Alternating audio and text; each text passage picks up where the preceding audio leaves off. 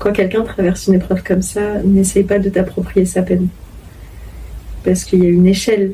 Quand quelqu'un vit un deuil, et même si tu as de la peine aussi, il n'y a pas de concurrence à avoir dans à qui a le plus de peine que l'autre. En fait, surtout quand c'est des parents qui perdent un enfant.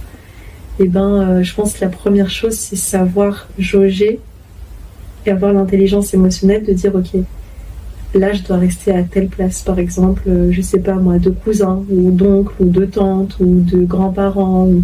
Il faut qu'on puisse faire attention, je pense, à la place qu'on a par rapport à la personne endeuillée et pas forcément essayer de forcer une proximité ou avoir tous les détails, parce que tu sais, j'ai l'impression qu'à notre époque aussi, et on en parlait sur la question aussi de la formation, du lavage mortuaire, de cette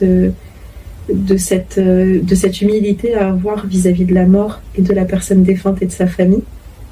Je pense que il y a parfois des personnes qui ont aussi envie d'avoir certains détails croustillants ou de dire tiens, c'est moi qui étais la plus présente. C'est la course au soutien aussi qui peut devenir c'est plus pour la personne, c'est juste que tu veux qu'on te reconnaisse comme étant la personne la plus présente, etc.